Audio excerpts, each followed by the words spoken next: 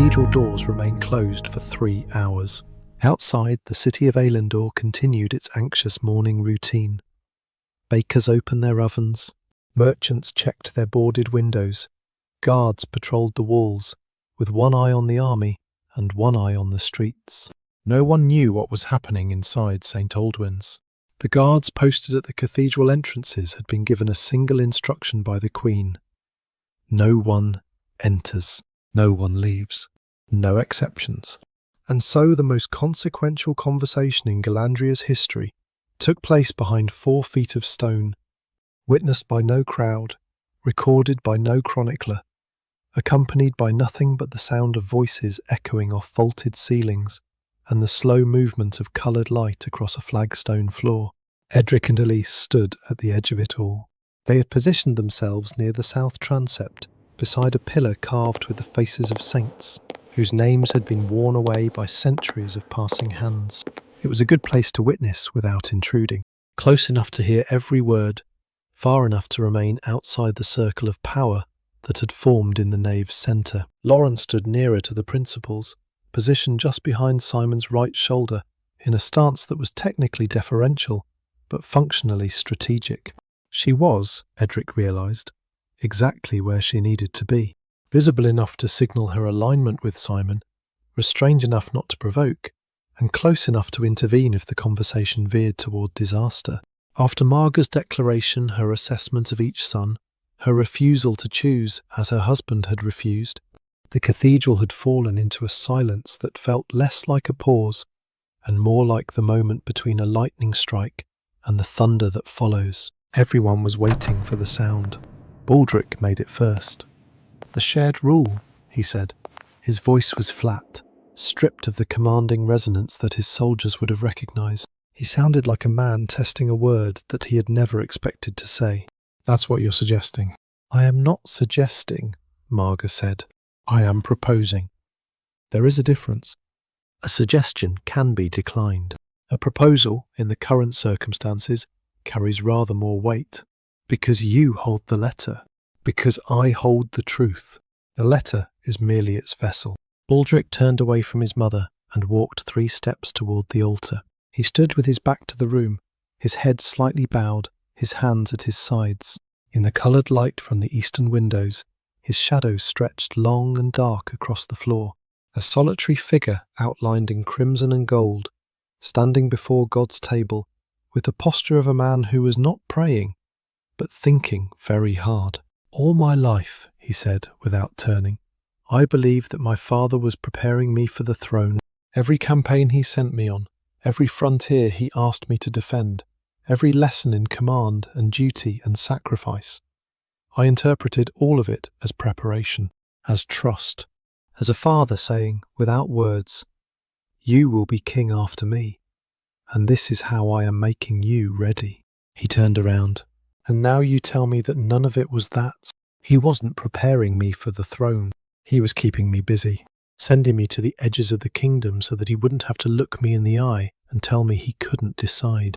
The pain in his voice was so raw, so unguarded, that Edric felt Elise's hand tighten around his. This was not the Baldric that the kingdom knew, the Iron Prince, the wolf of the northern marches, the man who had carried a wounded knight through a snowstorm. This was a son who had just learned that his father's silence was not wisdom, but cowardice, and the discovery had broken something that armour could not protect. Simon spoke for the first time since the letter had been read. His voice was quiet, almost hesitant, as though he was stepping onto ground that he was not sure would hold his weight. "I thought the same thing," he said. Baldric looked at him. "Every time father sent me south to negotiate a trade agreement, to charm a bishop, to resolve the border dispute with letters instead of lances, I told myself it was because he trusted my mind, because he saw in me the kind of king who could build rather than just defend." Simon paused. "I never considered that he might have been sending me away for the same reason he sent you away. Not because he believed in us, but because he couldn't face us." The 2 brothers looked at each other across the nave. It was, Edric thought, the first time they had truly looked at each other since the king's death, not as rivals, not as claimants to the same throne, not as symbols of competing visions of the kingdom, but as two men who had been shaped by the same absence, and were only now beginning to understand that the absence was not favouritism or preference, but a love too large and too fearful to express itself in the one way that mattered. "He loved us both," Baldric said. It was not a question. It was the sound of a man accepting a truth that was simultaneously comforting and devastating. "He loved us both," Simon agreed, "and he couldn't choose, and it nearly destroyed everything." The silence that followed was different from the silences that had preceded it. The earlier silences had been weighted with tension, with calculation, with the careful manoeuvring of people who were trying to gain advantage. This silence was weighted with something else entirely. Grief, perhaps, or recognition, or the particular kind of clarity that comes when two people stop fighting each other and start fighting the same problem. Marga watched her sons with an expression that Edric could not fully read, but that he thought might be the closest thing to hope he had seen on her face since the night her husband died. It was Lauren who spoke next, and what she said surprised everyone. "Your Graces," she said, addressing both princes with the formal plural. "May I speak?" Baldric looked at her with the expression of a man who had forgotten she was in the room. Simon looked at her with the expression of a man who had been waiting for her to speak. Marga inclined her head, a gesture of permission that carried, beneath its formality, a warmth that Lauren noted and appreciated. "The question before you," Lauren said, "is not whether to share the kingdom. The question is how to share it in a way that the kingdom can accept. A joint rule, imposed by a queen regent in a cathedral at dawn, will be seen as a compromise born of crisis, a temporary arrangement, vulnerable to the First Lord who decides to test it. What you need is not a compromise. You need a structure." She stepped forward into the space between the brothers and spoke with the calm precision that was, Edric had come to understand, her most formidable weapon. Galandria has always been governed as a single domain under a single crown, but it has never functioned that way. The North and the South are different worlds, different economies, different cultures, different threats. The North defends the frontier and feeds the army. The South generates the trade revenue and maintains the diplomatic alliances. Your father spent his entire reign trying to hold both halves together from a single throne, and the effort is what wore him down. She looked at Baldric. The North needs a Lord Commander who understands war, who can defend the frontier, who has the loyalty of the knights and the respect of the border lords. That is you. She looked at Simon. The South needs a governor who understands trade, who can manage the guilds, who can maintain the alliances that keep this kingdom prosperous. That is you. She looked at Marga. And the kingdom needs a regent who can hold the centre, who can mediate between North and South, who can convene the Council of Lords, who can ensure that the structure survives its first year. That is you, Your Grace. And the crown? Baldric asked. Who wears it? No one. Not yet. The crown goes to the Council of Lords, held in trust until the structure has proven itself. If, after a year, or 2 years, or 5, the Lords determine that one of you should be sole king, then the crown passes. If they determine that the shared structure serves the kingdom better, it continues. It was an audacious proposal. It overturned 3 centuries of Galandrian precedent. It asked 2 proud men to set aside their claims not in defeat, but in partnership, and it asked a kingdom accustomed to the certainty of a single ruler to accept the uncertainty of a new arrangement. It was the kind of idea that would have been dismissed out of hand in any ordinary council meeting. But this was not an ordinary council meeting. The ordinary rules had been dissolved by a forged testament and a dead king's confession, and in the space that their dissolution had created, new rules were possible. Baldric was the first to respond. He looked at Lauren for a long time, not with the dismissive assessment of a warrior evaluating a courtier, but with the genuine surprise of a man encountering an intelligence he had not expected. "You thought about this," he said. "I have been thinking about this since the day I arrived in Eilindor," Lauren said. "I was sent here to be a clause in a marriage contract. I have spent the last month becoming something considerably more useful." Baldric almost smiled. It was the first time Edric had seen anything resembling a smile on the elder prince's face. and it transformed him briefly, incompletely, but unmistakably from a symbol of martial authority into a man capable of appreciating the unexpected. "You would have made a formidable general," Baldric said. "I will settle for being a formidable queen," Lauren replied, "assuming your brother proves worthy of the partnership." Simon, who had been listening with the expression of a man watching someone solve a puzzle he had been struggling with for weeks, said quietly, "I think I may have underestimated my betrothal." "You have," Lauren said, "but you're learning." And then there was Clemens. The abbot had stood in silence throughout the brothers' exchange and Lauren's proposal, his hands clasped, his expression unreadable. He had not attempted to speak since Marga's devastating critique. He had not moved from his position near the choir stalls. He had simply stood and listened and waited with the patience of a man who understood that the storm would eventually reach him and that there was no shelter from it. Marga turned to him now. "Clemens," she said, "Your Grace. You have heard what has been proposed. You understand that it renders your testament and the succession it manufactured irrelevant." "I understand. Do you have anything to say?" The abbot was quiet for a moment. The morning light had shifted, and the stained glass window above the choir cast a pattern of deep blue and gold across his vestments, giving him the appearance of a figure in an illuminated manuscript. Vivid, stylized, more icon than man. "I regret the method," he said at last. "I do not regret the intention. I still believe, that a kingdom without clear succession is a kingdom on the edge of ruin.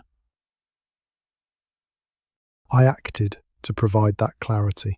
I acted alone, without the Queen's counsel, without the Prince's knowledge, and without the King's explicit authorization. These were failures of trust, and I accept the consequences." He paused. "But I would ask you to consider one thing. When Conrad died, this kingdom had no testament, no named heir, no mechanism for peaceful transition. Within days, the lords were choosing sides, armies were being assembled, and the conditions for civil war were already forming. The testament, forged though it was, gave the kingdom 4 weeks of stability. 4 weeks in which no one marched, no cities were besieged, no families were torn apart. Those 4 weeks were not nothing. They were purchased with a lie, yes, but they were real. And now those 4 weeks are over, Marga said, and the lie must be retired. Yes, Your Grace. You will step down as Abbot of Ashworth. You will retire to a monastery of your choosing, not St. Aldhelm's, where you sent Brother Wendell, but somewhere of equivalent distance. You will hold no ecclesiastical office. You will exercise no political influence. You will live out your remaining years in contemplation and, if God grants it, in genuine rather than strategic piety. And the testament? The testament will be sealed in the royal archive alongside the king's letter. Both documents will be preserved but not displayed. The official record will state that King Conrad died without naming a successor, and that the Council of Lords, under the guidance of the Queen Regent, established a new governance structure in accordance with the kingdom's needs. The truth, then, a version of it. The full truth, the forgery, your role, the details of how and why will be known only to the people in this cathedral. It will not be made public, because making it public would serve no purpose that the current arrangement does not already achieve. You are not being pardoned, Clemens. You are being contained. There is a difference. I understand the difference, Your Grace. I invented it. It was, Edric thought, the most honest thing Clemens had ever said, and in its honesty there was something that might, if one were generous, be called dignity. The dignity of a man who had lost, and knew he had lost, and did not pretend otherwise. Marga did not respond to the comment. She simply looked at Clemens with the expression of a woman who had known him for 30 years and had finally, completely, taken his measure. You may leave, Clemens. The abbot bowed. It was a deep bow, formal and correct, the bow of a churchman acknowledging the authority of the crown. But as he straightened, his eyes found Edric's across the length of the nave. They looked at each other, the old abbot and the young scribe, the architect of the lie and the man who had dismantled it, and in Clemens's gaze Edric saw not anger, not resentment, not the bitterness of a defeated schemer. He saw something more complicated and more human, the recognition of a worthy adversary, and beneath it, something that might have been pride. "I trained you well," those eyes said. Too well, perhaps, but well. Clemens walked to the cathedral's western door. He opened it himself. The guards had been instructed to admit no one, but no one had said anything about letting people out, and stepped into the morning light.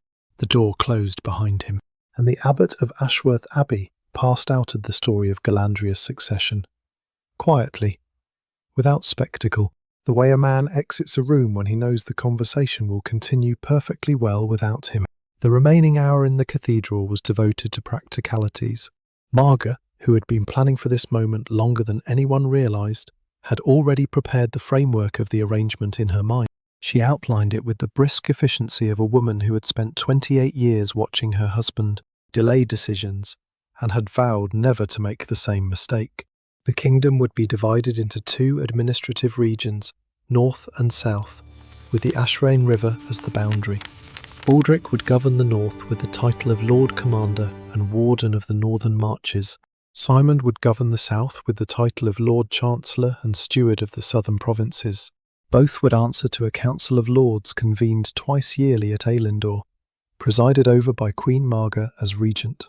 The crown itself would be held in abeyance, neither worn nor awarded, until the council determined a permanent arrangement. "This is not a solution," Marga said when she had finished. "It is a beginning. Solutions take years. What I am giving you is the chance to build one." Baldric and Simon looked at each other. The distance between them had not disappeared. It was still there, measured in years of separation and months of near conflict. A gap that no cathedral conversation could fully bridge. But the nature of the distance had changed. It was no longer the distance between enemies. It was the distance between 2 men who had been given a reason, however fragile, to try. "I will need to speak to my lords," Baldric said. "The northern barons will have questions. They followed me here expecting a fight, not a partnership." "Then give them a better story than a fight," Marga said. "You are good at stories, Baldric. Your men follow you because you make them feel like they are part of something larger than themselves. Give them that again, not through war, but through the possibility that the north and the south might, for the first time in living memory, actually work together." Baldric considered this. Then he turned to Simon. "I need to know something," he said, "before I walk out of this cathedral and face my men and tell them that everything has changed." "Ask," Simon said. "When the testament named you, when you believed you had been chosen, were you relieved? Or were you frightened?" It was an intimate question, the kind that brothers ask each other in the dark late at night when the defences are down, and the truth is the only currency that matters. Simon did not answer immediately. He looked at the floor, then at the ceiling, then at Lauren, who gave him the smallest nod, barely perceptible, that said, "Tell him the truth." "Both," Simon said. "I was relieved because it meant the uncertainty was over, and I was frightened because I knew, I have always known, that I am not the kind of king that this kingdom has been taught to expect. I cannot lead an army. I cannot inspire men to follow me into danger. I can negotiate, and I can build, and I can think. But thinking is not what Galandria has traditionally placed on its throne." "No," Baldric agreed, "it isn't. But perhaps it should be. Perhaps. And perhaps a throne needs more than one kind of strength." It was not an embrace. It was not a reconciliation in any dramatic sense. It was something quieter and in its way more durable. The acknowledgement between 2 men that they were better together than apart, and that the father, who could not choose between them, had been, in his inarticulate and agonized way, right. They were both necessary. The kingdom needed the sword and the pen, the courage and the mind, the wolf and the scholar. Conrad had seen this. He had simply lacked the language or the nerve to say it. Baldric extended his hand to his brother. Simon took it. They stood like that for a moment, hand in hand, in the centre of a cathedral, in the light of a winter morning that was, against all odds, turning out to be beautiful. It was not a scene that any painter would have composed. It was too simple, too unadorned, too human. Two men shaking hands, watched by their mother, a lord's daughter, a scribe, and an archivist, in a building that had been standing since before any of them were born, and would go on standing long after they were gone. But Edric, who understood the power of images and the weight of gestures, knew that this was the moment the story turned. Not the reading of the letter, not Clemens's confession, not the Queen's proposal. This two brothers choosing each other over the lie that had been designed to separate them was the hinge on which the future of Galandria swung. He made a mental note. When he wrote his chronicle, the private record that he had already begun composing in his mind, this was the scene he would describe most carefully. The light, the handshake, the silence. The way Marga's face, for just a moment, lost its mask of control and showed something underneath that was simply, uncomplicatedly, love. The cathedral doors opened at mid-morning. The news that emerged was carefully managed. Marga had not survived 3 decades of court politics without understanding the importance of controlling a narrative. The official announcement, drafted by Lauren and delivered by the senior herald to the assembled court that afternoon, stated that Queen Marga, in consultation with both princes and the Council of Bishops, had determined that the late king's wishes were best served by a shared governance arrangement that honoured the strengths of both his sons. The testament was mentioned but not emphasised. The forgery was not mentioned at all. The story, as it reached the public, was one of wisdom and unity, a queen and her sons rising above rivalry to build something new. It was not the whole truth, but it was true enough to build on, and that, Edric reflected, was perhaps the best that any story could hope to be. Baldric rode back to the northern camp that afternoon. He rode alone, as he had come, and the guards on the walls watched him go with the same intensity they had watched him arrive, except that this time, what they were reading in his posture was not threat, but purpose. He had a new mission, a new title, and a conversation to have with 600 knights who would need to be told that the war they had come to fight would not be happening, and that the peace they were being offered was worth more than the victory they had imagined. Henrik was waiting for him at the camp's edge, standing beside his horse with the patient stillness of a man who had been waiting for a long time and was prepared to wait longer. "Well?" the old knight said. Baldric dismounted. He stood for a moment, looking south toward the walls of Eilindor, and then he said something that Henrik had never heard from him before. "I was wrong."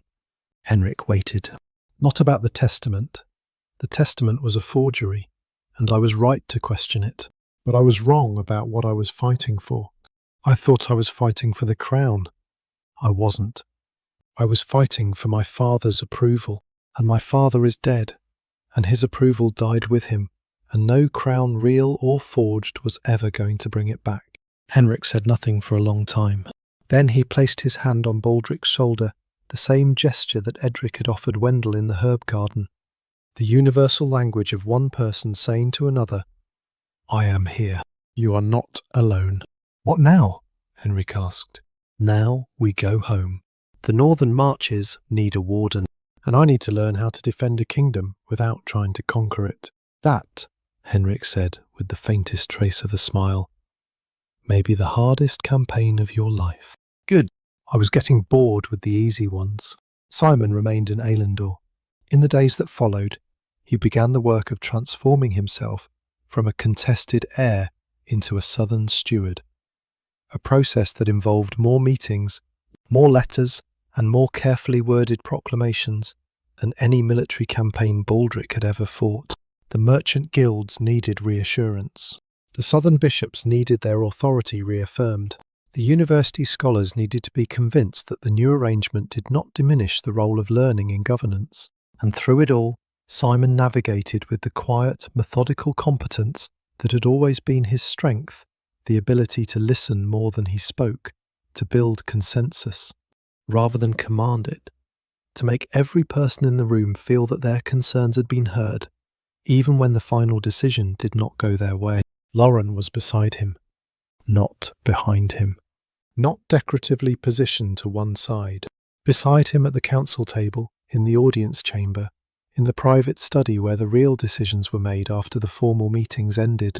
Her role had no title and no precedent, but everyone in the court understood what it was. She was his advisor, his strategist, his translator between the language of power and the language of people. And she was, increasingly, something else. Something that had nothing to do with politics, and everything to do with the way Simon looked at her when he thought no one was watching, which was the way a man looks at a person who has made the world larger. Their wedding took place quietly, 3 months after the cathedral morning, in a small chapel in the southern wing of the keep. It was not a state occasion. Marga had insisted on that, arguing that the kingdom needed time to adjust to its new structure before being asked to celebrate a royal marriage. The guest list was small, Marga. A handful of southern lords, the Bishop of Calworth, and 2 witnesses whom Lauren had personally requested. Edric and Elise stood in the second row and watched Simon place the ring on Lauren's finger, and they both noticed the same thing. The groom's hands were not trembling, but the bride's were. Not from fear, from the particular intensity of a woman who was stepping not into a cage, but onto a stage, with the full knowledge of who she was and what she intended to become. After the ceremony, Lauren found Elise in the chapel garden. "Thank you for coming," Lauren said. "Thank you for inviting us. I invited you because you are the reason any of this exists. The new arrangement, the peace, Simon's crown, all of it traces back to a cracked seal that a scribe noticed and an archivist confirmed." She paused. "History will not record your names. I want you to know that I wish it would." "History rarely records the right names," Elise said. "That's why archives exist." Lauren laughed a real laugh, unguarded, the laugh of a woman who had spent months calculating every word and every gesture, and could finally, for one afternoon, simply be human. "Will you stay in the capital?" Lauren asked. "For now. The archive needs managing, and the new governance structure generates twice the paperwork of the old one." "And Edric?" Elise glanced across the garden, where Edric was standing beside a rosemary bush, talking to the Bishop of Calworth with the earnest intensity that he brought to every conversation. The bishop looked slightly overwhelmed. Edric did not appear to notice. "Edric," Elise said, "is figuring that out." Edric had been offered the position of head of the royal scriptorium 3 times. The first offer had come from Clements in the chapter house as the price of silence. The second had come from Marga in the days after the cathedral as a reward for courage. The third had come from Simon at the wedding reception as a genuine expression of respect for a man who had done something extraordinary, with nothing more than a keen eye and a steady hand. Edric declined all 3. He declined them not because he did not want the position. Part of him wanted it badly, the part that had spent 13 years copying other people's words and longed for the authority to shape words of his own. He declined because he understood, with a clarity that had crystallized somewhere between the first night. He noticed the cracked seal, and the morning he stood in the cathedral and watched a kingdom change direction, that power was not what he needed. What he needed was the freedom to tell the truth, not on behalf of a king, not on behalf of an abbot, not on behalf of any institution that might, someday, ask him to bend that truth for a purpose that was not his own.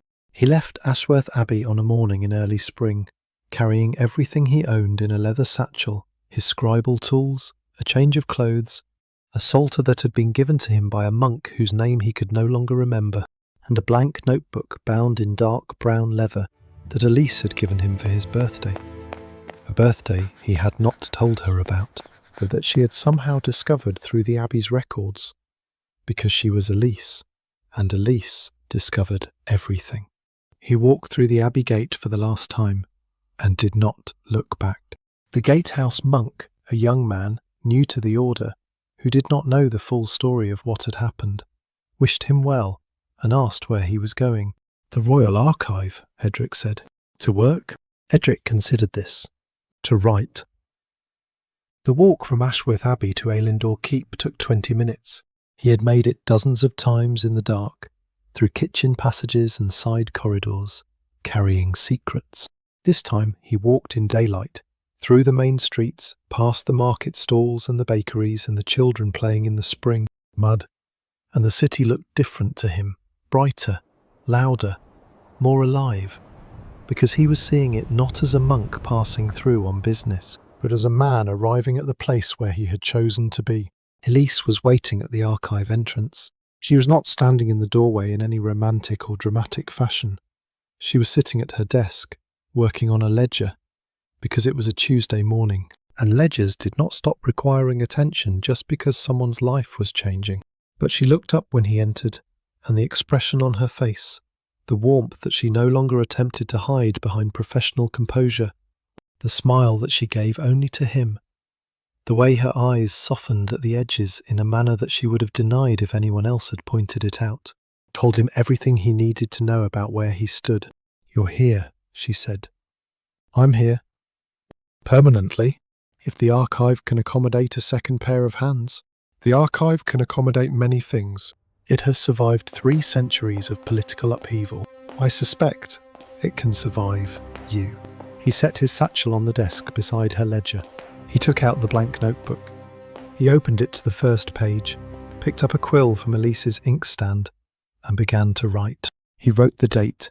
He wrote his name. And then he wrote the first line of the chronicle that he would spend the next 30 years composing. A private history, never commissioned by any king, never displayed in any court, never read by anyone during his lifetime, except the woman who sat beside him, and who would, in the years to come, correct his grammar, challenge his interpretations, supplement his evidence with documents he had overlooked, and occasionally, when a passage was particularly well crafted, rest her hand on his and say nothing, because the touch was enough. The first line read, "I have learnt that the most powerful thing in this kingdom is not the sword, nor the crown, nor the cross. It is the silence of the man who holds the ink. But I have also learnt that silence is not the end of the story. It is only the space between one truth and the next. And the measure of a scribe is not what he chooses to conceal, but what he chooses at last to write."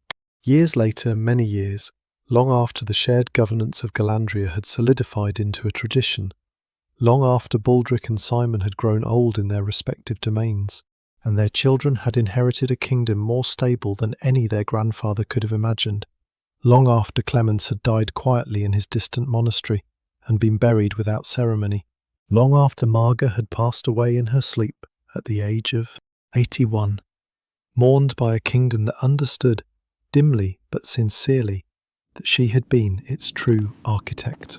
A young scholar from the University of Calworth was granted permission to access the Royal Archive for research purposes. The archivist who admitted her was a grey-haired woman in her 60s, still sharp-eyed, still precise, still occupying the same desk she had occupied for 4 decades.